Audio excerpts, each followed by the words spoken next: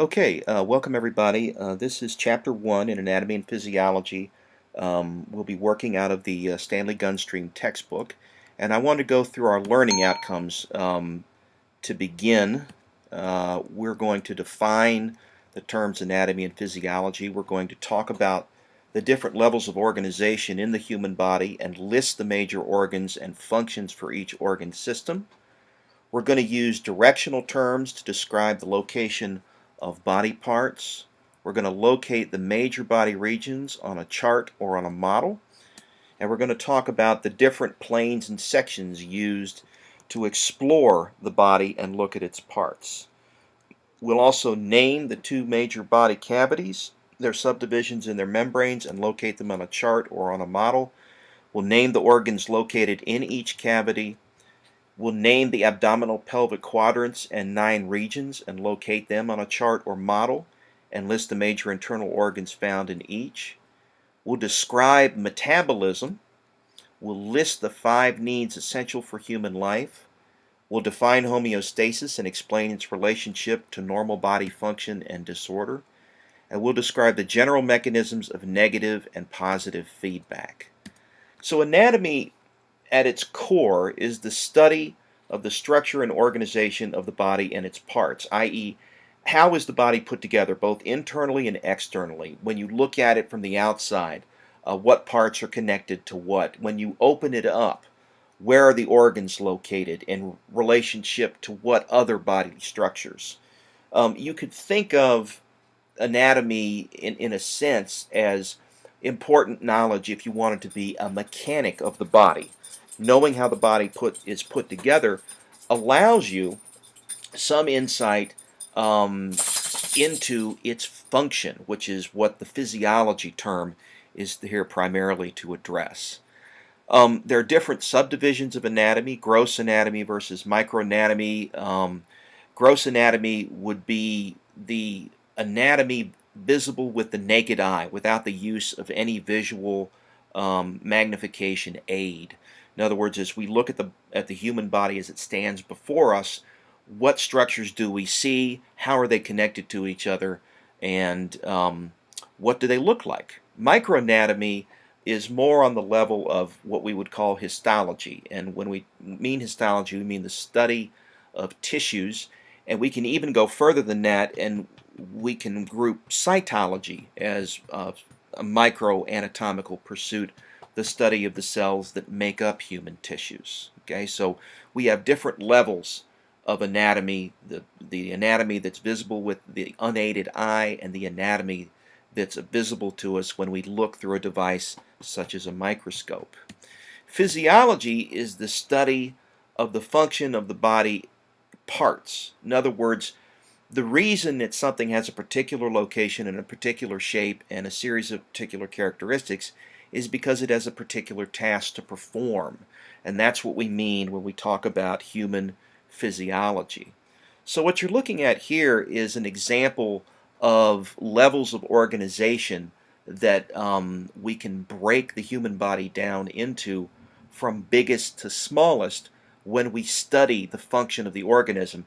What's important to understand about each of these levels of organization is that they build upon each other in terms of their properties, okay? And if you understand the properties of the smallest components of a level of organization, other properties will emerge as we begin to assemble those component parts into bigger and bigger structures.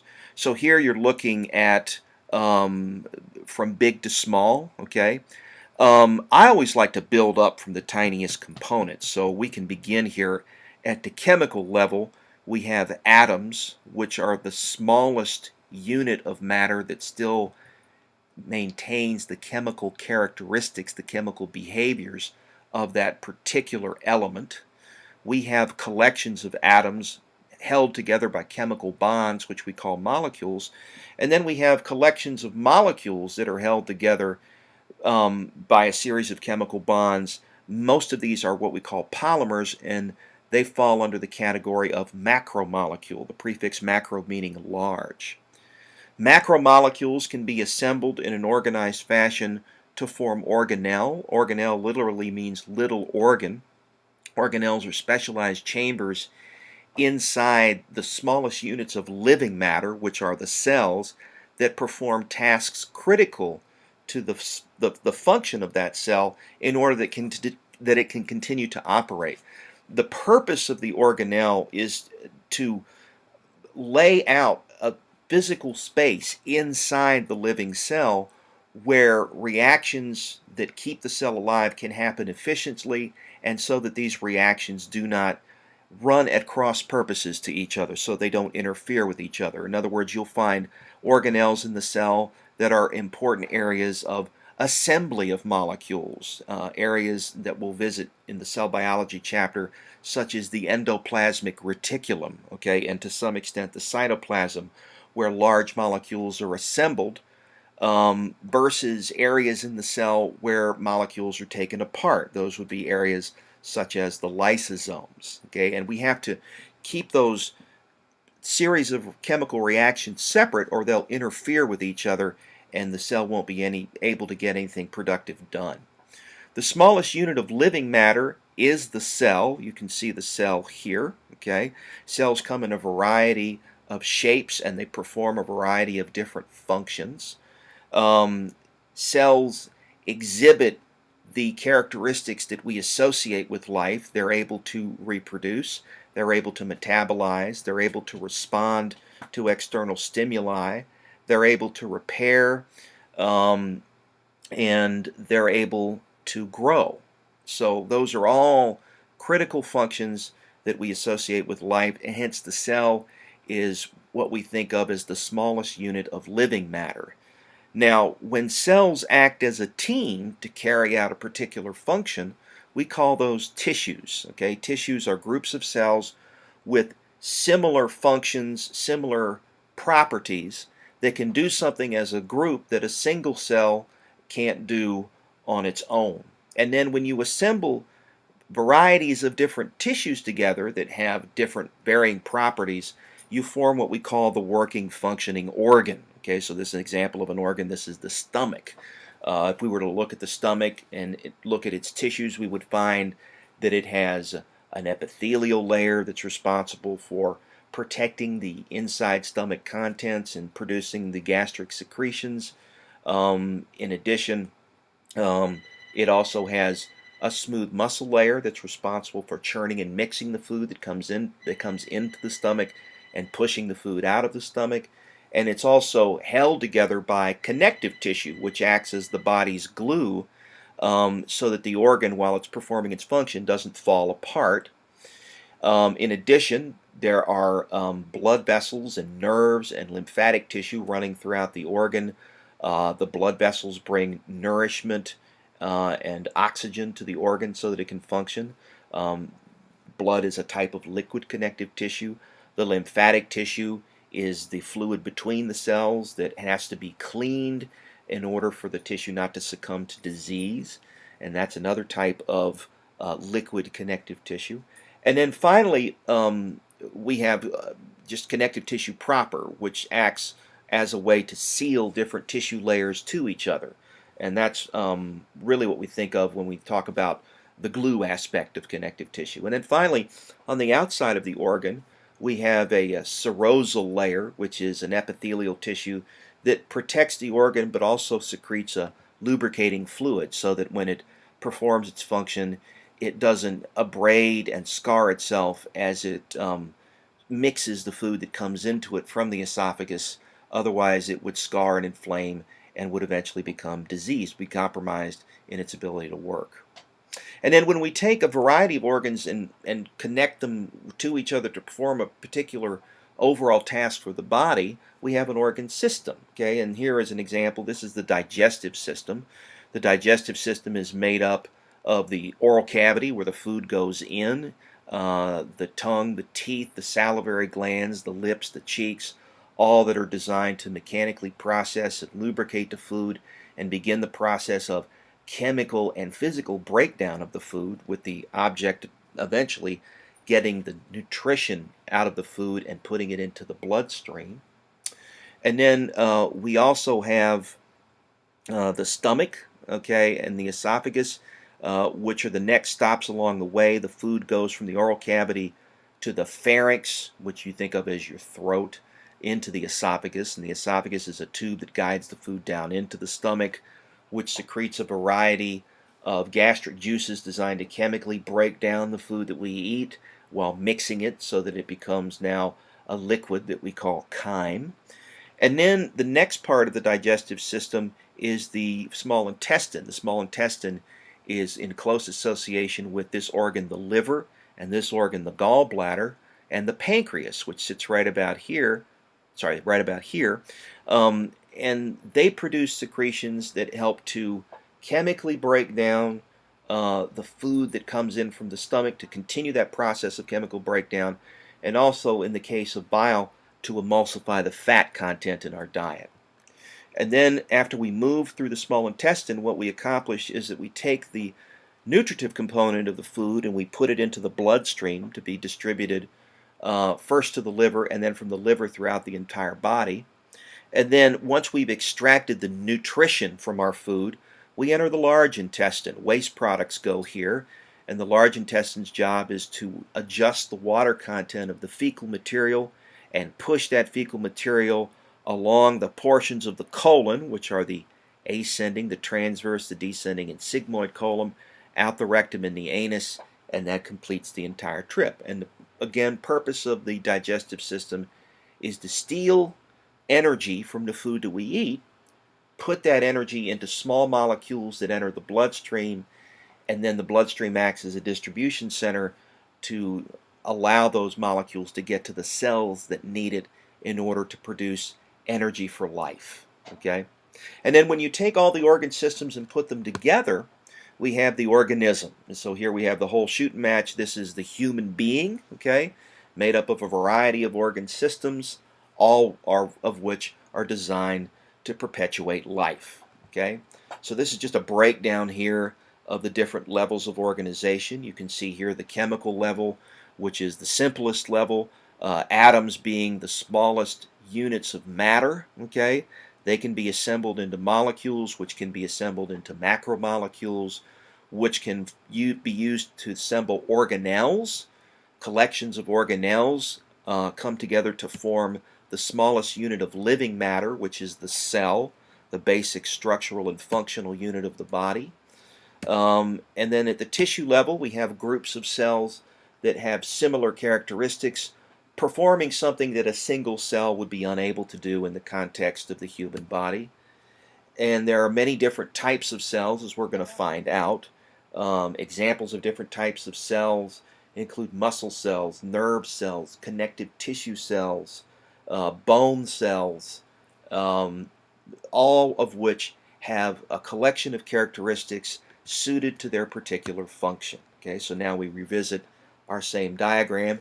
As we continue to move up the ladder, the organ level is described as two or more tissues that work together to perform a function that a single tissue could not. At the organ system level, we have groups of organs that work together to perform specific systemic functions, and there are 11 organ systems that we will go through one by one.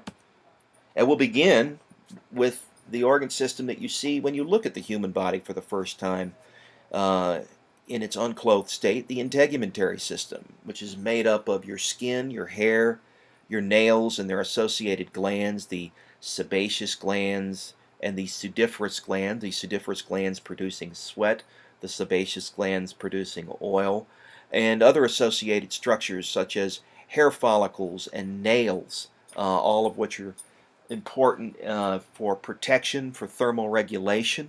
Okay, and so what does your integumentary system do? Well, it keeps you safe from the outside world, and it also helps regulate your body temperature. And you might ask, well, how does it do that?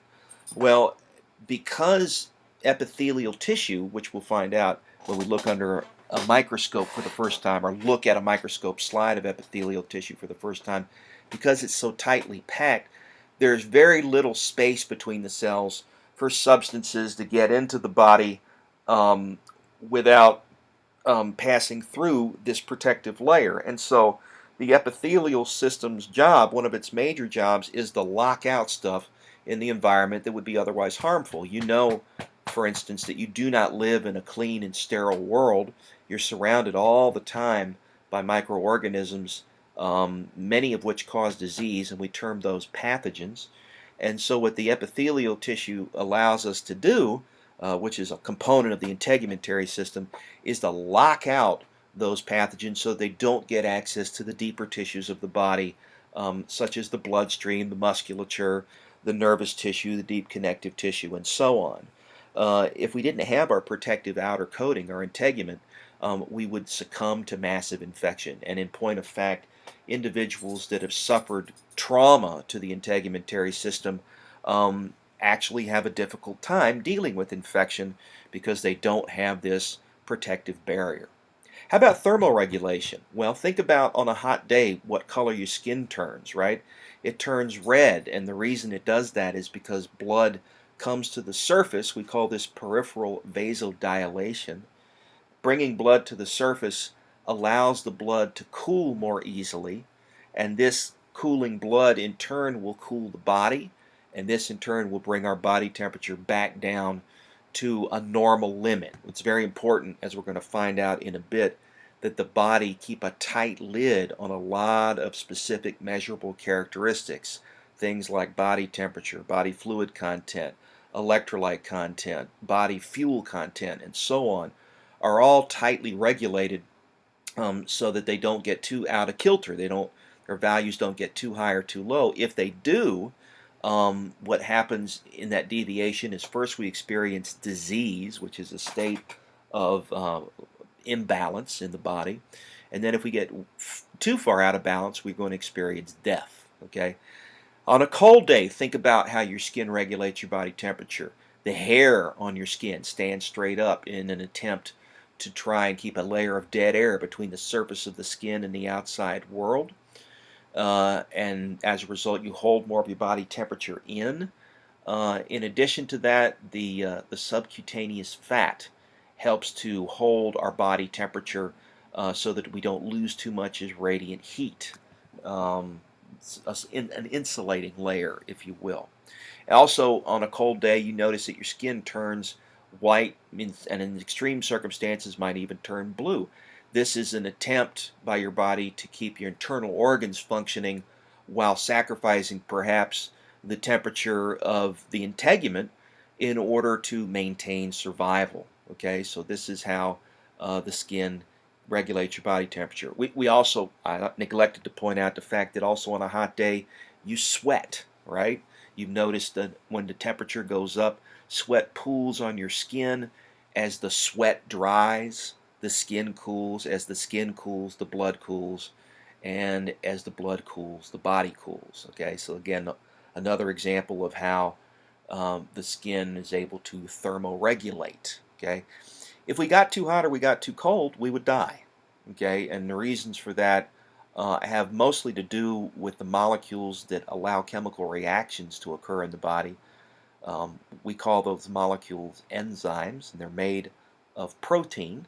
And protein has to have a specific set of conditions in order for it to function properly. It has to have a particular temperature, it has to have a particular pH, and a particular ionic concentration in order to properly function. If those conditions are changed, the proteins lose their ability to perform their task, and those chemical reactions that keep us alive would shut down. So this is why it's critical to regulate all these important factors, and this overall regulation we call homeostasis. Okay, and so the skin, the integument, has a big job in maintaining that. Okay, your skeletal system does a lot of things for us. The components include the bones, the ligaments, and the associated cartilage. Its function is to support the body and protect our vital organs, stores minerals, forms blood cells, and provides for movement. Okay, you can see the components of the skeletal system pictured here. A lot of your most important vital organs are well protected by the skeletal system. Your brain sits inside your cranium. Your brain stem and your spinal cord sit inside your vertebral column, and your heart and lungs sit inside your bony thorax. That's the area bordered by the vertebral column back here and the ribs out front. Okay, your reproductive organs and portions of your urinary system are protected by your pelvic girdle down here. And really, the most vulnerable part of our body is the abdominal pelvic region. Okay, and the reason for that is that we stand on two legs, and we have yet to develop a bony protection for these organs that lie in the abdominal pelvic region. Okay, if you think back in evolution, um, it's thought that our ancestors didn't walk around on two legs. They weren't bipedal. They instead walked around on four legs, and so you can imagine that in that position, in that method of locomotion, the abdominal pelvic organs were well protected because they were relatively close to the ground, while the other organs had a nice bony shield around them.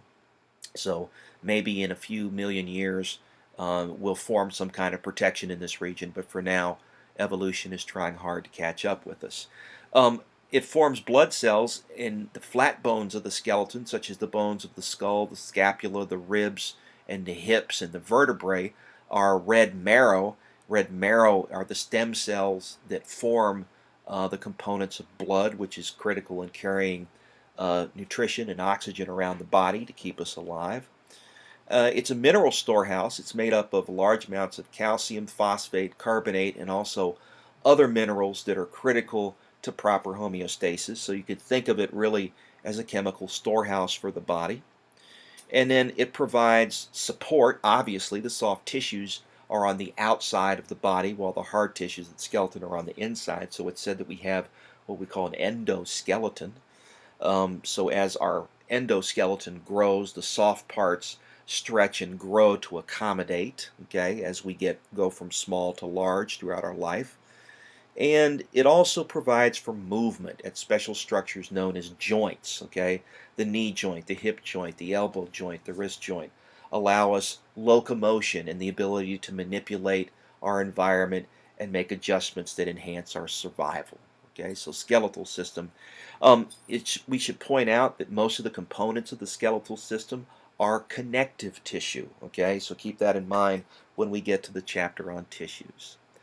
The muscular system allows us to generate heat for the body on a cold day.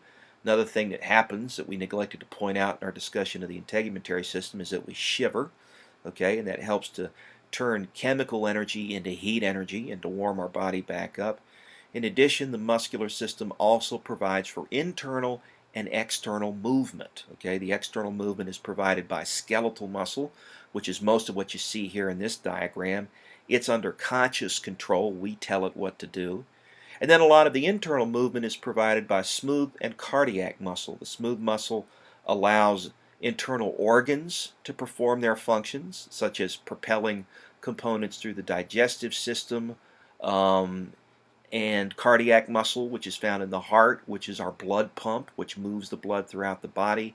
Other places that we find smooth muscle tissue include in the walls of the arteries and the veins and the lymphatic tissues, where they regulate the pressure in those vessels and act to some extent to direct where the fluid goes when and where the body needs it.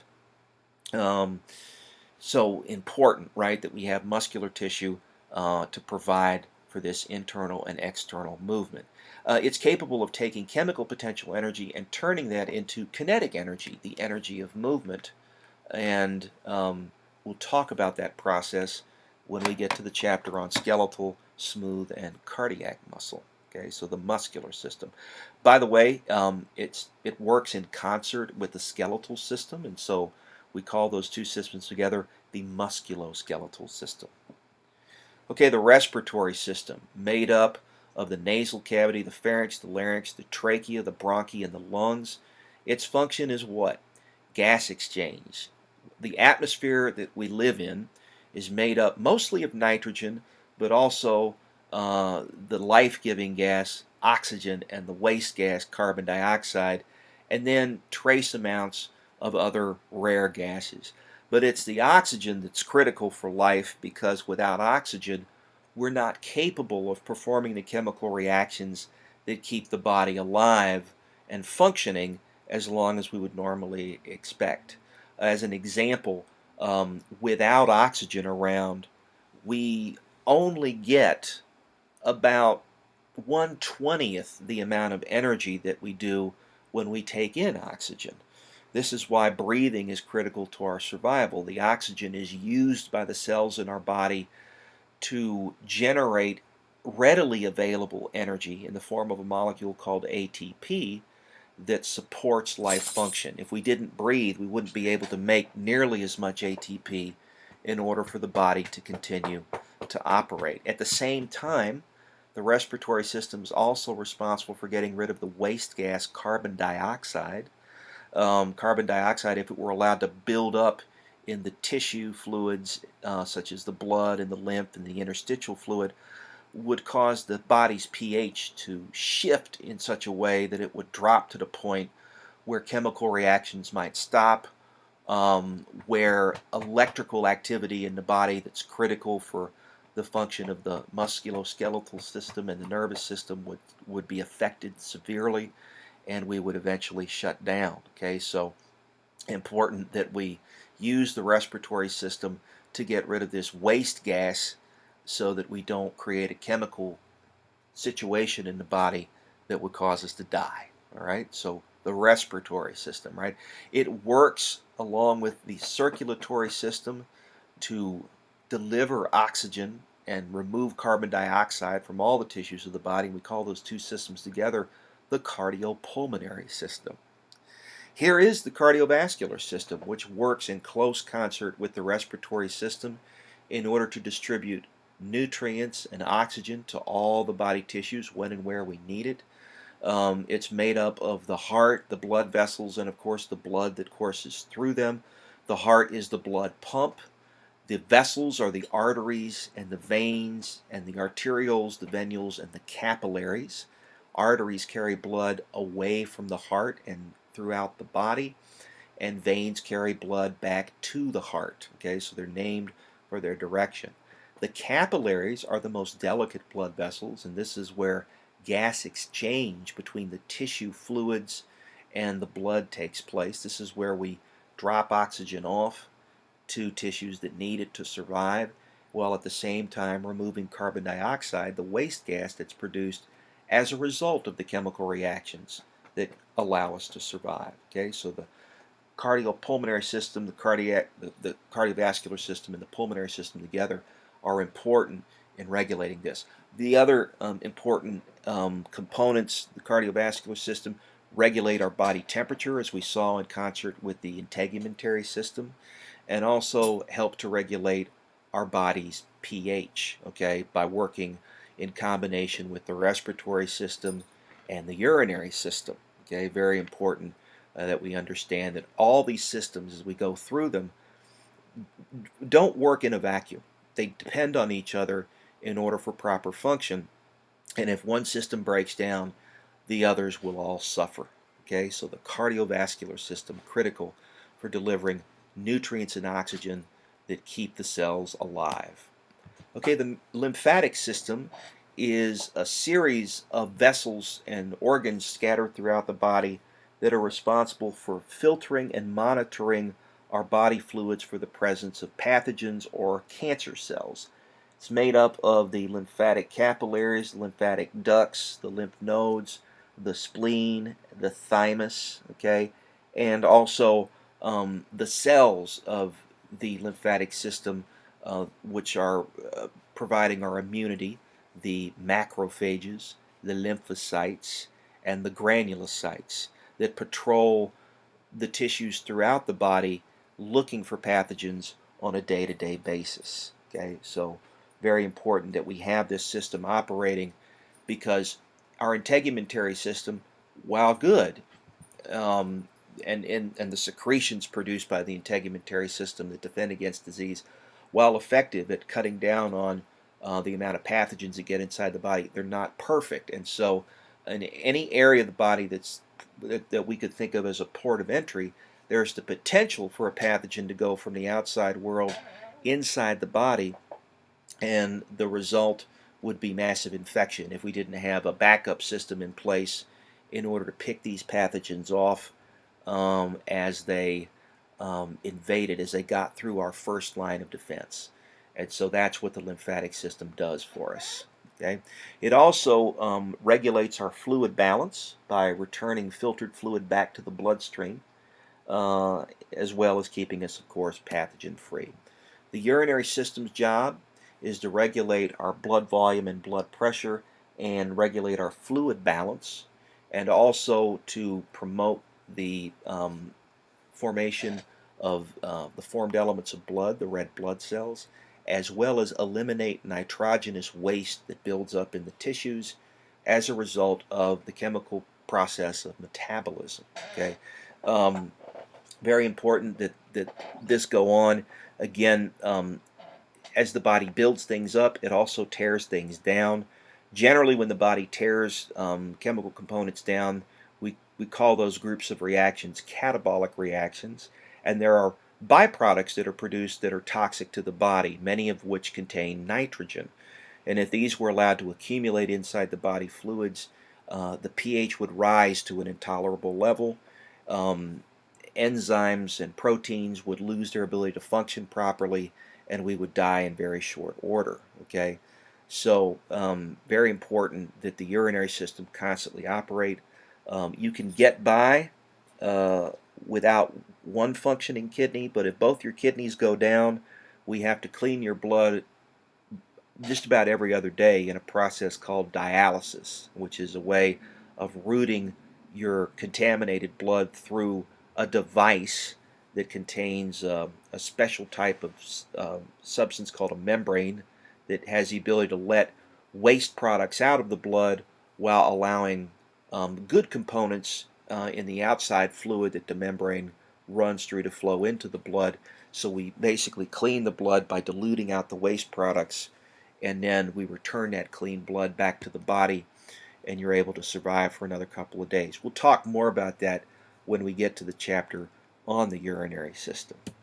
Okay, the reproductive or the endocrine system, as you can see here, is one of the body's two main communication networks. The components include the endocrine glands that communicate with body tissues by the secretion of chemicals that are called hormones that regulate all body function. Okay, um, it's important that we have a communication system to coordinate body activity so that the cells can operate in a manner that allows the body to continue to function. If the right hand didn't know what the left hand was doing, right, or if a certain tissue was not apprised via a messaging system of what's going on elsewhere in the body, it might carry out an activity that's ultimately damaging. And so the endocrine system coordinates this using chemicals that are secreted into the bloodstream called hormones that are carried around the body by the beating action of the heart. And when these hormones arrive at a target tissue, which will have a special molecule on its surface called a receptor that will attach to that hormone and produce a particular response, will create a reaction in that target tissue that will eventually result in that chemical command no longer being produced. And we call that negative feedback. Okay, as an example, okay, of how the endocrine system works, we could take the example of the pituitary gland and the adrenal cortex and the kidneys. Okay, we already talked about the fact that we have to control certain values in the body to keep you alive, and among those values are fluid balance. Okay, so one of the ways that we do that is through a chemical system, hormonal system, that talks to the kidneys. The hormones that are produced that control this are generated by the pituitary gland as well as by the adrenal glands, these two little glands that sit on top of each kidney. And the way they work is through controlling the amount of fluid that the kidneys retain. The more fluid that the kidneys retain, the higher your blood volume and your blood pressure become. The less fluid that the kidneys retain, the lower your blood volume and your blood pressure become. Okay, so there's a couple of hormones that do this. Antidiuretic hormone, which is made by the posterior lobe of the pituitary, that causes the kidney to hold on to water when we need to in order to increase our blood volume and blood pressure. and aldosterone, which is made by the adrenal cortex, which causes the body to hold on to salt, and as a result of that also hold on to more water, which also increases your blood pressure and your blood volume when it's necessary. Okay, and then once those values go back up to normal, the chemical command that was initially produced is cut off. We don't need it anymore. And then eventually what will happen is that the blood volume and the blood pressure will fall again, and then those chemical commands will turn back on. Okay, so that's just one example of how the body regulates function through the endocrine system. The organs of the endocrine system are shown here. The pituitary gland, which hangs under the hypothalamus of the brain, the thymus, okay, which is right behind the sternum, that's the thymus right there, and the thyroid gland, which sits right in front of and just below your Adam's apple, if you're a guy, okay, the adrenal glands, which sit on top of each kidney, the pancreas, which sits in between the spleen, which is over here just under your muscle of breathing called the diaphragm, and your duodenum, which is the first part of your small intestine, which follows the stomach in the digestive system. And then down here, the gonads. In the males, those are called the testes, and in the females, they're called the ovaries. Okay, all are components of the endocrine system, and they regulate a variety of functions throughout the body. Okay, the nervous system is the body's other major communication network, and its job is to very quickly send messages from point A to point B so that we can respond to stimuli in our environment and also interpret the internal and external world that we're in so that we can make adjustments that are going to keep us alive. Okay, so you've got changes inside the body that the nervous system constantly monitors and sends back up to the brain stem, which adjusts those internal conditions by sending commands that we're unaware of consciously to those tissues and organs in the body to keep us alive. And then you've got the nervous system that we're consciously aware of, that's controlled primarily by the outer covering of the brain up here called the cerebral cortex, that receives information from the outside world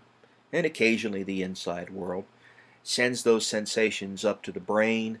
The brain then labels those sensations, gives them a category, and then we in turn generate a series of commands that we send from the brain to the brainstem down the spinal cord and then out these nerves to their target organ, which is generally a muscle or a tissue or a gland, and then we do something in response to that stimulus. Okay, so the nervous system is very quick, it's very fast acting, and it, along with the endocrine system, helps to coordinate communication in the body.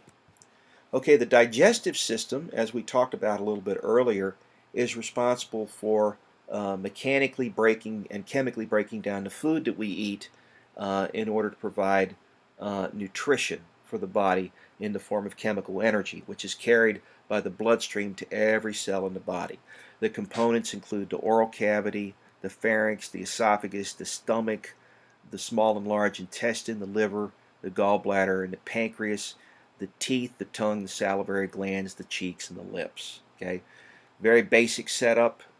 We mechanically and chemically work our food to a point where we can get the useful components of the food, the fuel, into the bloodstream, and then the waste products we evacuate as they enter the large intestine, eventually reaching the rectum and the anus, and then that's the end of the trip. One thing I forgot to point out while we were talking about the nervous system were the components of the nervous system. They include the brain, the brainstem, the spinal cord, and the peripheral nerves, and the special sensory organs such as the eyes, the ears, the tongue, the receptors in the skin that respond to things like pain, pressure, touch, tickle, and itch, and so on. All of these are what we consider part of the nervous system. Okay, the reproductive system comes in two flavors, male and female. The components of the female reproductive system include the ovaries, the uterine tubes, the uterus, the vagina, the vulva, and its purpose is to produce the female gamete, the ova, the eggs, It also receives sperm from the male copulatory organ, the penis. It is the site of fertilization where the sperm meets the egg, and once that occurs, that new cell is the start of a new human life, which will eventually um, journey from the fallopian tubes, which are just medial, just just to the midline of the ovaries. You can see the ovaries here and here. The fallopian tubes will conduct that fertilized egg to the uterus, where it will implant, and then will begin the process of growth, cell division, and differentiation, which is a cell changing its characteristics from a general cell that could do anything to a specific cell in the human body that has only one function. And from that we'll get all the organ systems that we've been talking about: the musculoskeletal system, the cardiopulmonary system, the urinary system, the nervous system, um, the lymphatic system, and so on, and will form a brand new human being. Okay? The male reproductive system is made up of the testes, the prostate, the bulbourethral gland, the vas deferens, the penis, the seminal vesicle. Its function is to produce the male gamete, which is the sperm, and to transmit them to the female vagina during sexual intercourse so that we can have sexual reproduction and produce a new human being. Okay? All right. Okay. So let's begin our exploration of the human body in earnest with a discussion of directional terms so that we have a way of communicating with each other, either with another clinician or a coworker who's in the healthcare field, um, so that we know exactly what we're talking about when we talk about locations of structures in the body with relationship to each other. So these directional terms describe the relative position of a body part. The terms occur in pairs that usually have opposite meanings. They use anatomical position as our frame of reference. Anatomical position basically is the body upright, feet flat on the floor. You're facing forward, and your palms are turned forward, okay, with your arms at your sides. And so you can see here a list of the directional terms that refer to directions in anatomical position in the human body. So very important that we understand these, because this gives us a frame of reference from which to work when we're discussing other organ systems. So let's start with superior and inferior. Okay, superior, as you can see here, means towards the head in anatomical position, and inferior means towards the feet. Okay, so your eyebrows are superior to your eyes, your chin is inferior to your mouth, your knees are inferior to your hips, and so on. Okay, then we have medial and lateral. Okay, medial means towards the midline of the body. This is the midline of the body. And lateral means away from the midline of the body. So your thumbs are lateral to your fingers. Your shoulders are medial to your wrists. Your nose is medial to your eyes. Your ears are lateral to your eyes, and so on. Okay, just to give you a sense of direction. And then we have proximal and distal. Okay, proximal and distal means either towards or away from the trunk of the body along a limb. Okay, so where's the trunk of the body? Well, this is the trunk of the body here that I'm tracing with my cursor. Okay, and so when we talk about proximal or distal, the closer we are to the trunk, the more proximal we are. The more distal we are, the further away we are from the trunk along that limb. Okay, so to give you an example, your elbows are proximal to your wrist, your fingers are distal to your wrist, your knees are distal to your hips, your feet are distal to your knees, your hips are proximal both to your knees and to your feet. Okay, so that'll give you an idea of how we use these directional terms. And then there's one more term that we should use, which is really illustrated here, which is superficial and deep.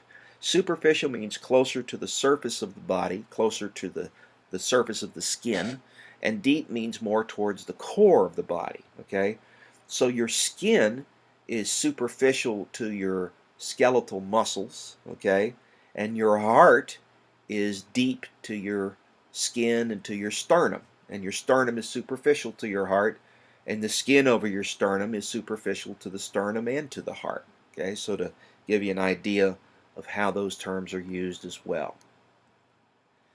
A body consists of two portions, the axial and the appendicular portion. These are divided into regions that have special names that allow us to communicate unambiguously when we talk about the human body. The axial portion of the body is made up primarily of the head, the neck, and the trunk, and the appendicular portion are the arms and the legs, and of course the attached feet and hands. And so we can divide these regions into subdivisions that you can see here, all right? And we can start by working on the front, okay? This would be what we call anterior aspect, and we'll work from the front. The head is called the cephalic region. Up here, the top of the head, where the brain is contained, could be called the cranial region, and where the face is located is the facial region. The sternal region is this area in the middle of your chest. The axillary region is the area of the armpits, and the pectoral region is the area where the breasts would be, okay, if you want to think of it as chest in the guy or breast in the female. Moving down, the brachial region is the upper arm, the antecubital region is the front of the elbow, the antebrachial region is the front of the forearm, okay, the carpal region is the wrist, the palmar region is the palm of the hand, the digital region being the fingers, and the manus region would be the entire hand, okay, taken as a group. That's not actually shown on this diagram. The abdominal region, area here, okay. The umbilical region is where your belly button is located. That's where your umbilical cord attached when you were still inside your mother's womb and getting nourishment from the blood coming from the placenta. The pelvic region, the area here just above where the genitals are found, okay. The inguinal region is the groin. You can see inguinal region here and here. The coxal region is the hip.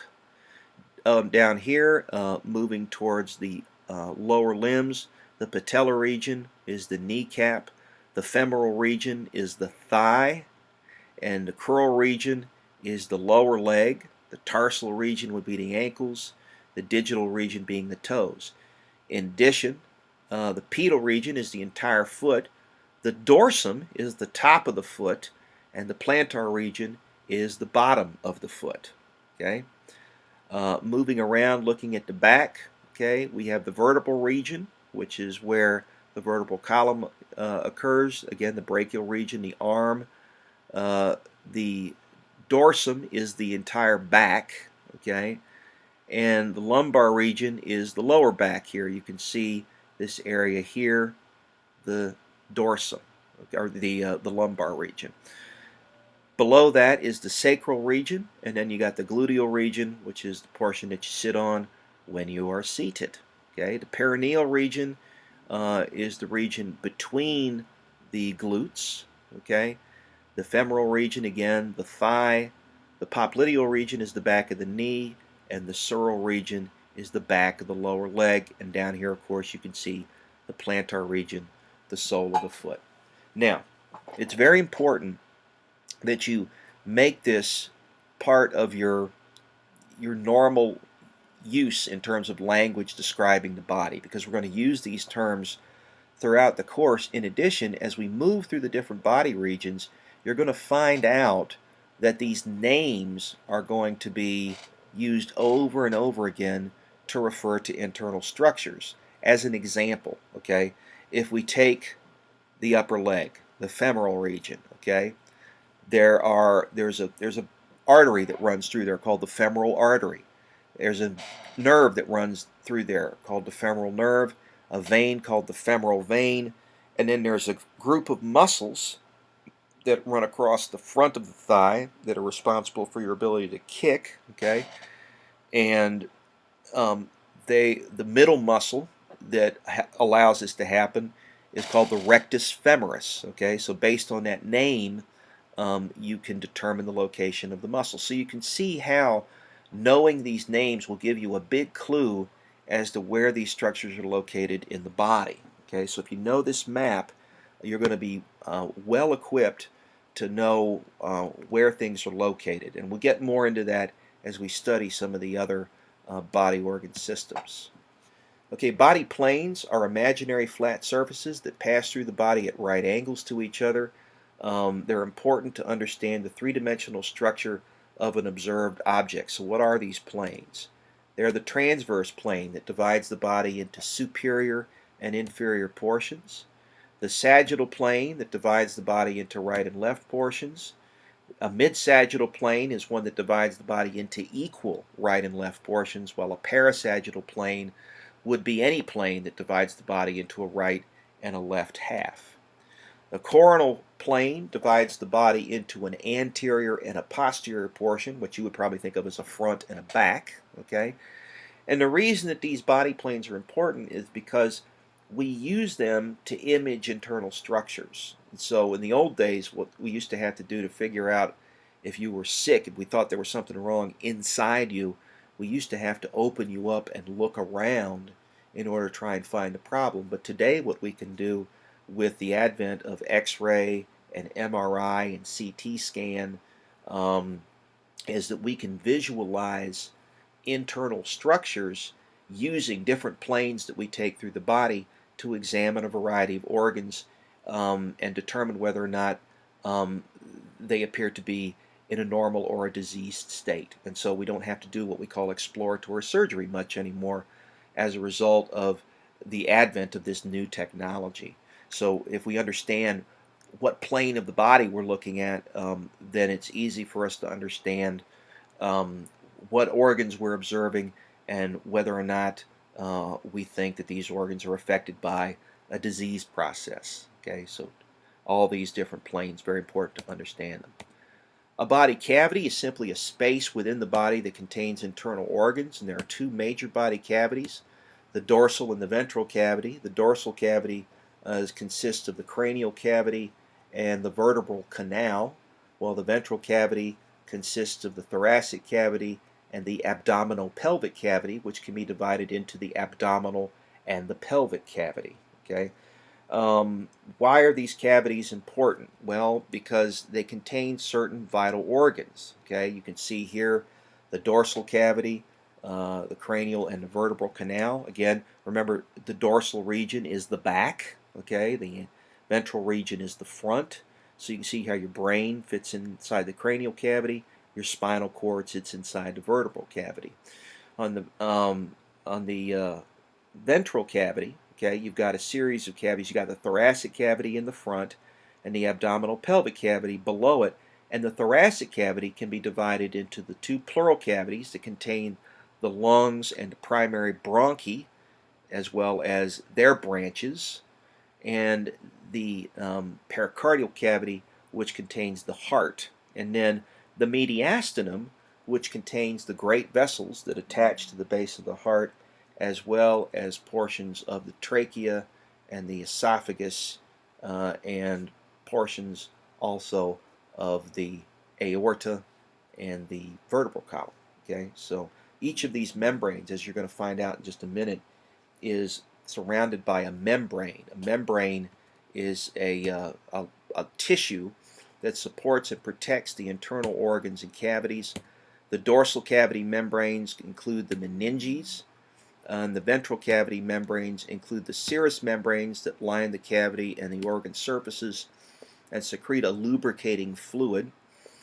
The lubricating fluid is designed to allow internal movement without irritation, inflammation, and scarring.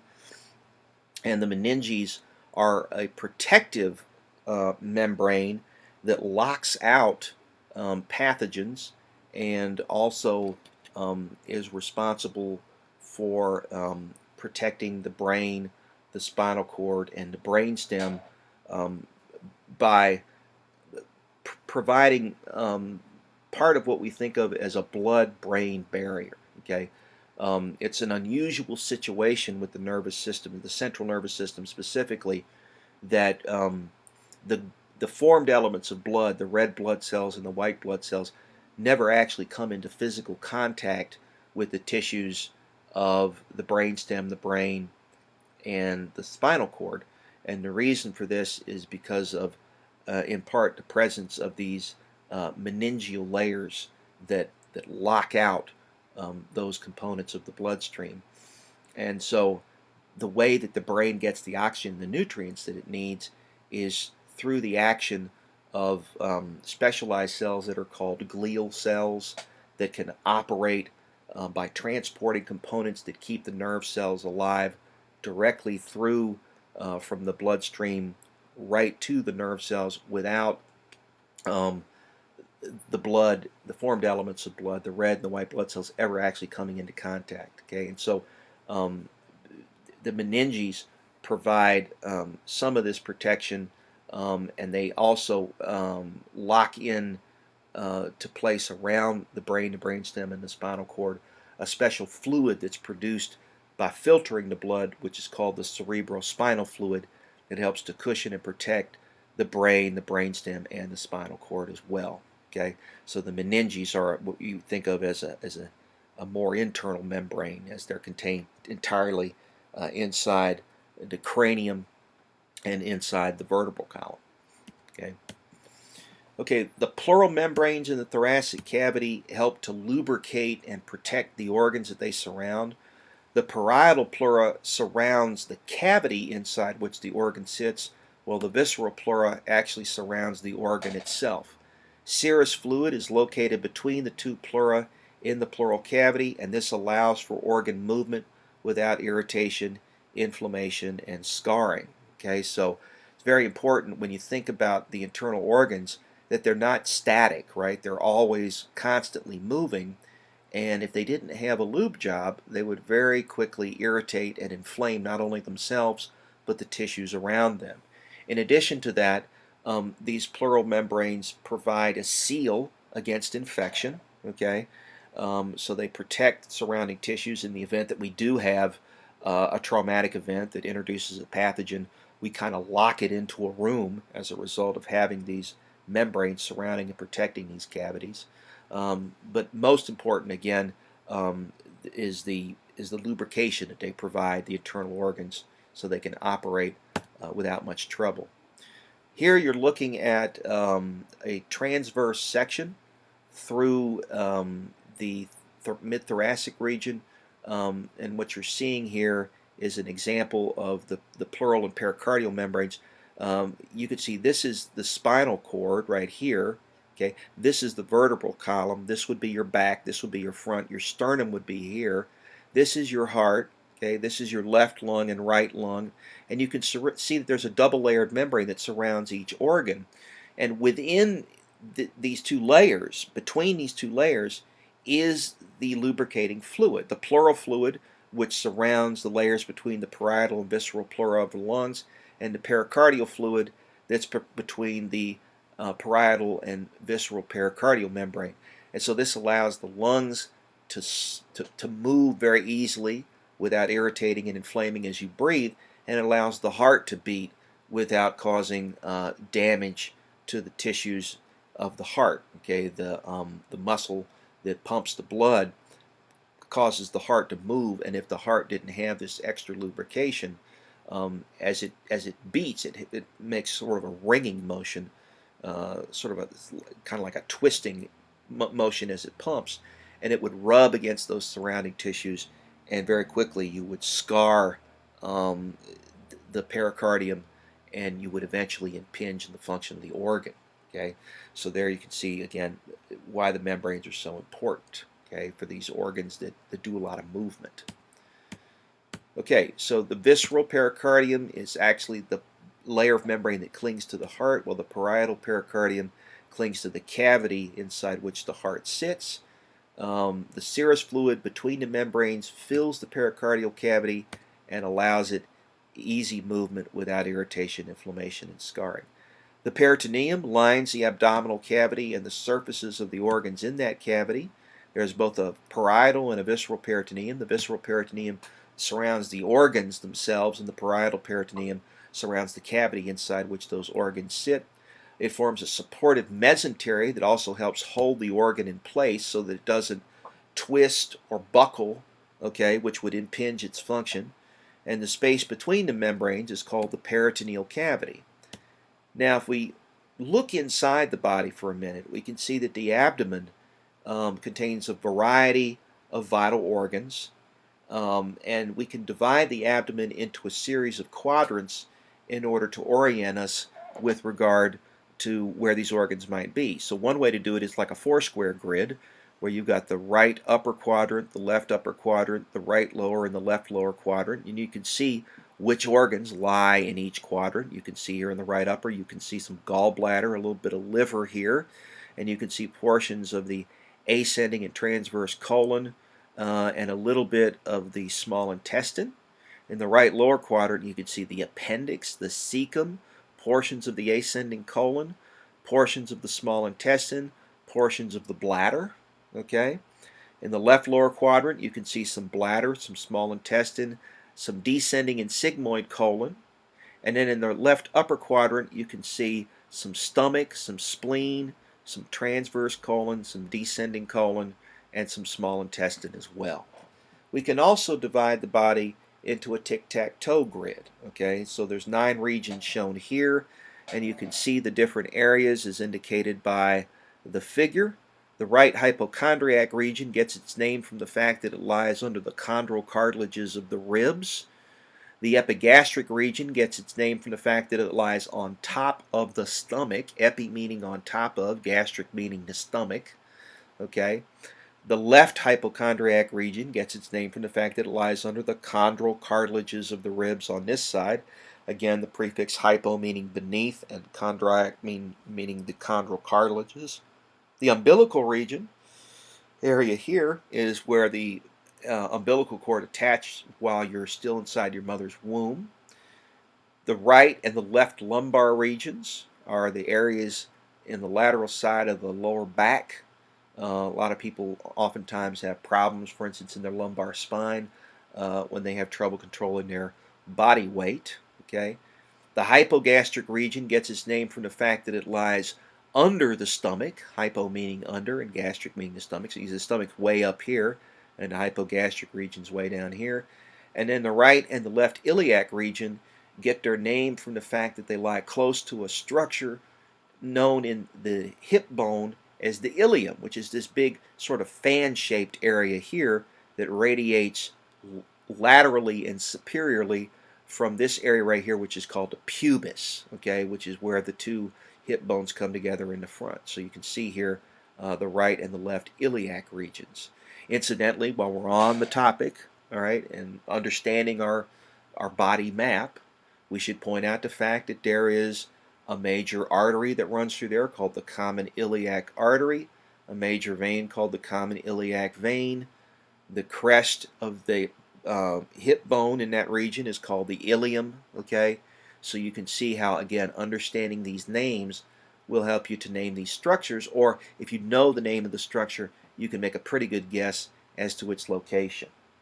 Now, one of the things that we should point out while we're on the topic of body cavities and whatnot is the fact that the thoracic cavity and the abdominal pelvic cavity are divided by this muscle here that I'm tracing called the diaphragm. The diaphragm is one of the main muscles of breathing. It's a big flat muscle that lies at the base of the thoracic cavity, forms the lid of the abdominal pelvic cavity, and its job is to ventilate the lungs. It does this by periodically flattening when it contracts, and when it does that, the gas that's locked into the thoracic cavity creates a vacuum around the lungs which cling to the inside of that chamber, and if your nose or your mouth are open, what will happen is that air will enter from the outside in and the lungs will expand, and that's how we get oxygen into the lungs from the air that we breathe in, and from there we're able to load that oxygen into the blood that's coming to the lungs from the heart, and eventually that blood is going to be pumped, that oxygenated blood is going to be pumped by the heart to the rest of the entire body. Okay, metabolism is a term used to describe all the chemical reactions that happen in the body to keep us alive, and we can break metabolism down into two large categories, anabolism and catabolism. Anabolism, basically described, is the act of attaching small molecules together to build a large molecule, and it usually involves the consumption of chemical energy in order to operate.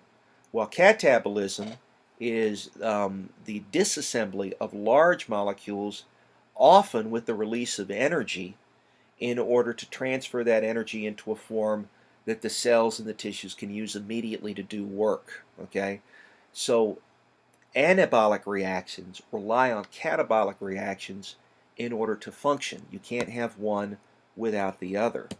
Remember that life is fragile and it depends on the normal functioning of trillions of cells. So if we affect these chemical reactions that keep us alive to a significant degree, life isn't going to be able to be maintained. Okay, so let's talk about our survival needs for a minute. The body, in order to operate, continue growing, continue repairing, continue developing, requires food, water, oxygen, requires a specific temperature in which to operate properly, and requires a specific atmospheric pressure in order to operate properly. Okay, all of these things are critical to keep the cells and tissues functioning normally. Homeostasis is simply a term used to describe the internal balance of the body. It's the maintenance of a stable internal environment that allows physiological processes to continue to operate and continue to keep the body alive. It's a balance that's held usually within very narrow limits, and it's maintained despite internal and external factors that change the body temperature and other conditions within the body. Okay? Disruption will lead to disorder and disease, and dramatic disruption will lead to death. And so, how is it that we keep these critical parameters like body fluid content, body temperature, body electrolyte content, body fuel content, all within these well-regulated limits? Well, there's a couple of mechanisms that do this. Negative feedback mechanisms are the most common type, and what they do is they minimize deviation from the norm, and they do this in a very important way. Best way I know to describe negative feedback is to imagine that you're a let's say you're a foreman at a factory, and your factory has as its task to build automobiles. All right, and so let's say that you as the foreman receive an order to build 25 Ford Mustangs. All right, and so what you do when you receive that order is you call that order down on the floor.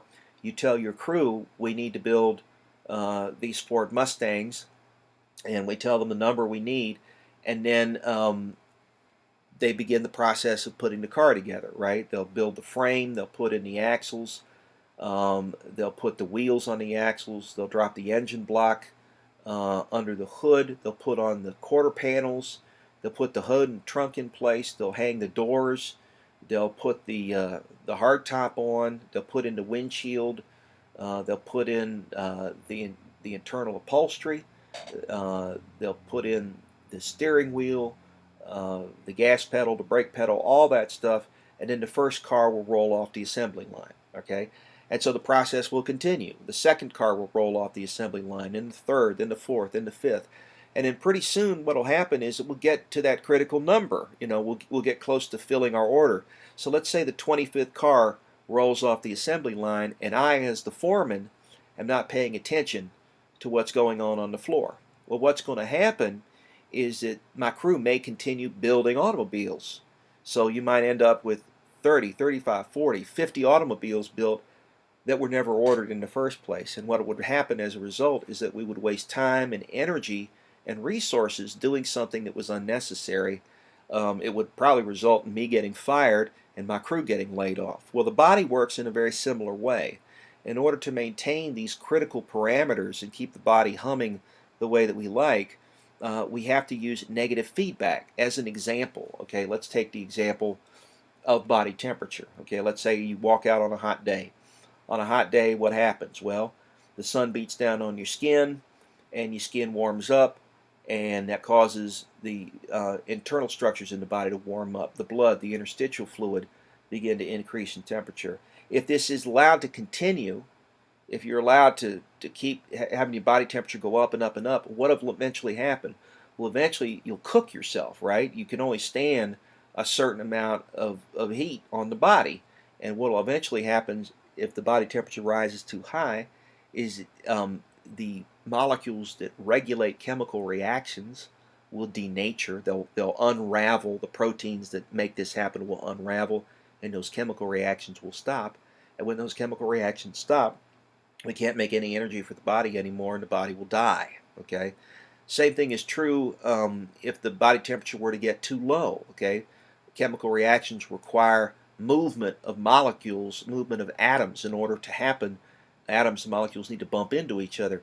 If the body temperature gets too cold, what happens is that movement virtually stops or slows way down.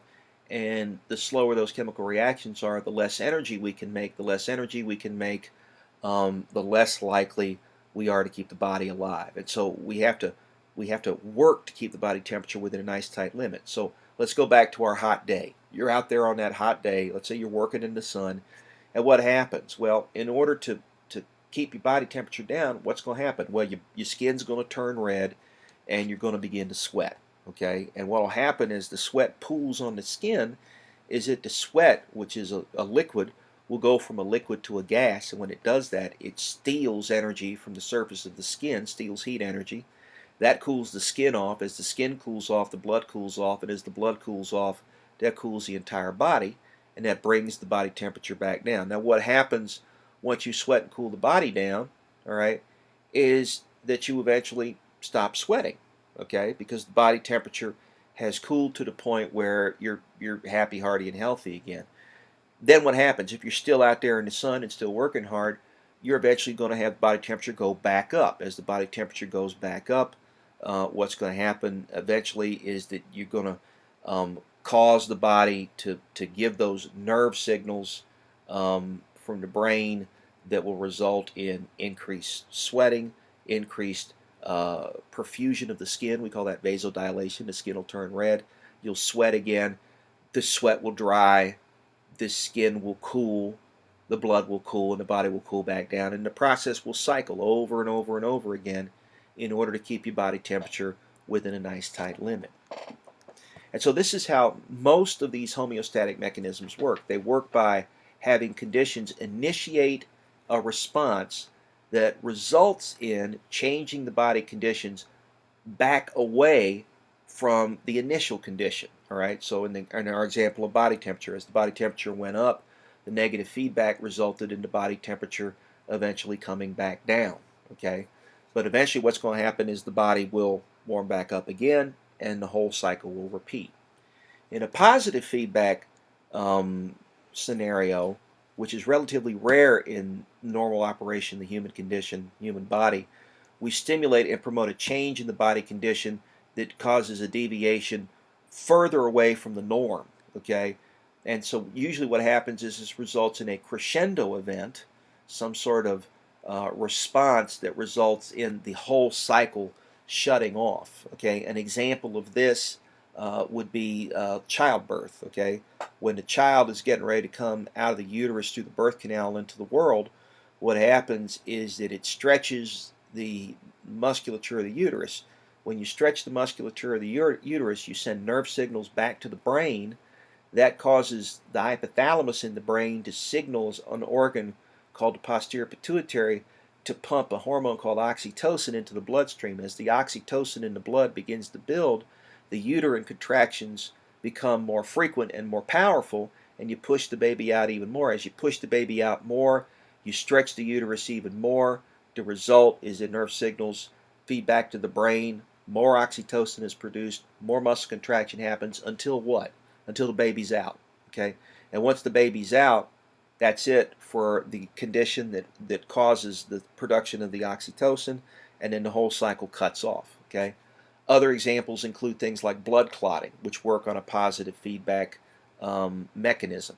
But again, most of the regulation in the body takes place by negative feedback. You see an example of it here, okay, where we have a normal condition that is changed from the norm. This change is detected by special cells in the body that are called receptors. Okay, you can think of them as sensors. The sensors signal the control center. Generally, this is in the brain. Frequently, it's in the hypothalamus. The control center activates effectors. Okay, The effectors cause a change to take place that results in a return to the normal condition. Okay? And once the normal condition has been achieved, what happens? Well, we stop the sensors signaling the control center, and as a result, the command goes away. All right. But what will eventually happen is that the cycle will repeat itself as we deviate from the norm again. So this is an example, again, using body temperature. Right. So we can see here normal body temperature in the middle of the feedback loop. We have a stimulus where the body temperature rises above normal. Receptors that detect changes in temperature that are called thermoreceptors send signals to the control center. The control center is in the hypothalamus of the brain. You can see it up here. It receives that information and it sends signals out to the effectors in order to bring the body temperature back down. So what are these effectors? Well, the blood vessels at the surface of the skin dilate. This causes more blood to come to the surface so that it can be cooled. In addition, the sweat glands produce more perspiration. As the sweat dries, that cools the blood, and as the blood cools, the body cools, and then the body temperature goes back down to normal. On the flip side, okay, on a cold day, what happens is that the body temperature drops down below what we would consider to be good for survival. The receptors pick this up and they send this information back to the hypothalamus of the brain, and the result is twofold. Okay, we're going to initiate blood vessels at the skin to constrict, so we're going to route blood away from the periphery and towards our internal organs. And in addition to that, we're going to initiate what we call shivering thermogenesis, where you basically chatter your teeth and your whole body quakes, and this is an effort to take chemical potential energy and turn it into heat energy. And as that heat energy accumulates, what happens? Well, the body temperature goes back up.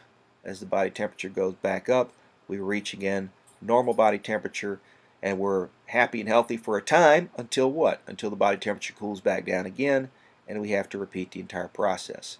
Critical to understand, though, that we have to keep the body temperature within this limit. If the body temperature gets above the upper limit or below the lower limit, we have disease, and if we get too far above the upper limit or below the lower limit, we have death. Okay, so this is how the body acts to try and maintain these mechanisms, maintain the normal functioning of the body, so that we don't have to worry about the cells and the tissues becoming diseased and then possibly compromised to the point where they die off, right?